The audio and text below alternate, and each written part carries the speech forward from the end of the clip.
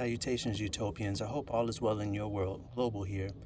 So, upon the eve of, there was a battle 2 days ago between the Warriors and the Kings. And post game, Draymond had some choice words under the assumption, not to his fault, just, passion of the game, hitting the press conference, uh, saying that he thought he never seen anything, basically, long short, he never seen anything like what he bear witnessed on the court under the assumption that when during the Kings Warriors game, a player intentionally fouled Seth Curry while the Kings were up, and it was just going into the 3 minute mark. And Rob Perez pointed out on Twitter X that it was a misunderstanding because the Kings were in the use it or lose it phase of their final timeout. Otherwise, and so he's like, might as well check in. Doug Christie was like, might as well check in with my group because this is a big time game. Obviously, even if the Kings are not obviously playing, even for play-in contention, it's still the battle of the Bay, and the Kings are coming. They've done they just hired a great GM in Scott Perry who helped begin the process for the New York Knicks. Ironically, you see Stephen A. and Mike Breen trading barbs. Well, it's a one-sided thing. Mike Breen gave his point, and Stephen A. felt the need to chime in when he was talking about how people should be grateful about where the Knicks are today. I don't really care to get into that debate, but the guy who laid the foundation for where they're able to bring in such players like Brunson and Bridges and Anunoby started with Perry, and I have full confidence he'll do the same thing for the Kings in due time with good patience. By the way, the fans in Sacramento are truly amazing. They're not playing for anything this year, and they have been in droves celebrating loud as they ever could be, like they did in the infamous Laker-Kings battles back in the day with the cowbells and everything. Still remember when Kobe said, when he got food poison, all these cowbells, and I still can't get a good burger. But those guys, those people over there in Sacramento are fearlessly loyal. And on the topic of not playing for anything, Draymond accused them with that intentional foul of tanking. Now, the Kings, in my eyes, I've watched a lot of them. I'm very fond of a lot of the prospects they got. McLaughlin over there looks like a young Dennis Rodman in the making. Maxine Reynaud led all rookies in double-doubles this year. He's a second-round pick out of Stanford. And he has he's 6'11", possesses three-level scoring. He has a jump shot. I remember during Summer League I had referenced on one of my posts. He looks like a mini Dirk Nowitzki. Now, obviously, I'm not trying to get into hyperboles, but, he's special. They acquired DeAndre Hunter at the break, still got Sabo on their team. And then let me not forget about the young man over there from Colorado, the two guard. He looks the part, honestly, and if they would have gave him minutes out the gate, he would have been something else in my belief system.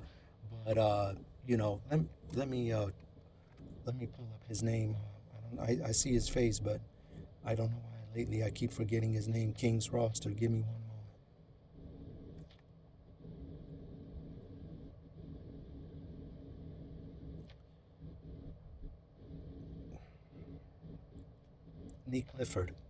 Nick Clifford, very special prospect. I think he could have had a Kevin Martin rookie season. But obviously they were loaded. They had Levine, they got DeRozan, who's still playing, just past Tim Duncan, I think 16th all time in scoring.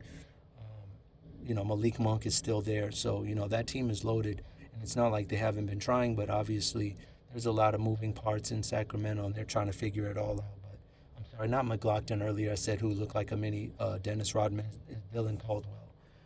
Who's in-house. They got him out the G also. So they're doing things over there. They're legitimately putting a good foot forward, and that's what really makes this tragic about this accusation that was launched. Again, I know it was innocently, but there was other sports aggregator pages like Hater Report that you could tell right away their post was going into the millions, and they're very observant, to their credit. I know that it was a little damaging, their tweet, but for the most part they mean well. They have very insightful takes, and so you just kind of got to live with the good and the bad in that scenario. But it was very damaging.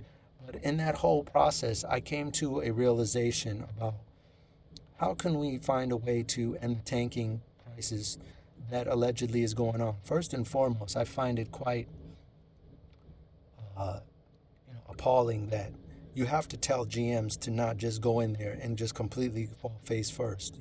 That's crazy to me. But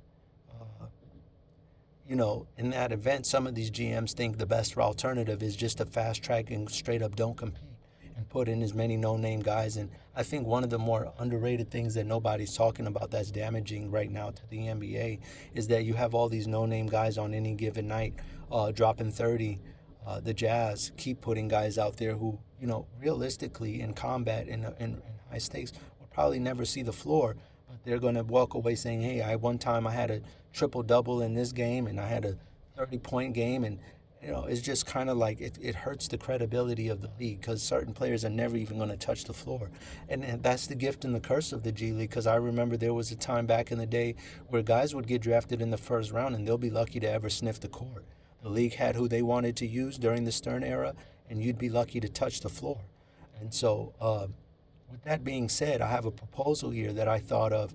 How can we put an end to it? And I think the first thing that needs to come to mind is how we center it around the Emiratis Cup. I think it's a brilliant concept. It sucks this year that a lot of people were making a mockery of the banner, but I think with some tweaking and adjustment, the NBA was definitely onto something. That was a brilliant move by Silver. And I think one of the first things first is use the Emiratis Cup first and foremost to, let this tournament go how it is, and instead, upon completion of the tournament, based on rankings, that's who should have the ping pong balls. Before we get to the ping pong, I have to get to you. There's going to be, instead of one Emiratis Cup, make it two. So the first one, when you get to that second half of the season after post All-Star break, 65 games, so the awards are not in question, or less in question at least.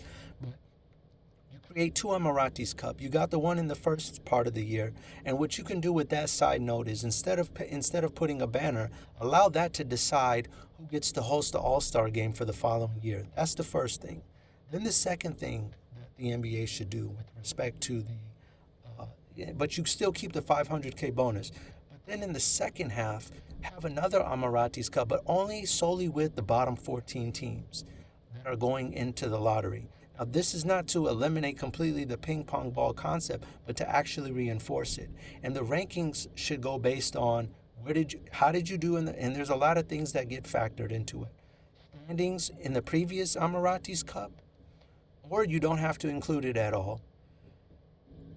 Point totals, and also where did you rank? How far did you go? So if you were a 10-win team, if you're in the second half of the year, only got 10 wins to your name, but you played in the championship and the Emiratis Cup, you have the most ping pongs. And then you go into that tournament in the second half of the year, and the team, and you go into the bottom 14, and everyone's playing for a set total of ping pongs. And based on wins, whether you can do it on a game-by-game basis or a series, winners of series, you accrue more ping pongs while you're winning. And so instead of rewarding the team that is most impoverished, you reward the team that is actually on the brink of winning, is on the brink of crossing that 500 mark. And so when you give resources to a team that's already showing signs of ascending, what that allows you to do, because think about it, most of the lottery teams are teams with rookie pay scale, G League players, guys who are veterans who are on the twilight of their career, so they're probably at the end of their career, contract, middle of a bad contract that they're not living up to, that a team took on for asset considerations. But I do believe the new CBA has now required that contracts match. But I'm just saying, in that vein, at least, you kind of get the idea. You do this where the second Emiratis Cup, based on the bottom 14 teams, and those teams are playing for the ping pongs, and then you factor that into and you can still randomize, but now you got, okay, boom, you're trying to get the teams faster out of being the bottom tier than you are wasting your time dumping into a bottom tier team. They're still going to need to waste a whole nother year where there's no question they stand a chance, and then another year after that to get 3 players. Then they can go into free agency and start trying to fill the roster, or they get enough role players that intrigues a superstar in free agency or a person who's on the brink of superstardom. And at least then you got a team that's trying to push 500. or a 30 win team that's really supposed to be a 50 win team. And who knows what happens then when you get in the play in. But that second team, that second Emiratis Cup in the second half of the year, you get guys to get their pay up to $1 million. Now a rookie player is going to play hard, regardless of if the GM comes down there and says, "Hey, you go ahead and sit on out." You have more incentive to say, "No, I'm gonna get this M, regardless, because I need this M more than anything." And that money maybe doesn't even involve the agents, the sports agents for these guys. This is direct salary that goes to you, or it does, whatever. But you know what I'm trying to say. Ultimately, this is another kicker into how to get these guys to take the game more seriously, and that will incentive and make the end of the year more intriguing too. So you don't have to think about it. So a second Emiratis Cup in the season with only the bottom 14 teams could really spruce up the end of the year, rather than one, kill the tanking, but also not have to cut this 82 game season down. Hope this video was informative, Utopians. I try to do better next time. Global.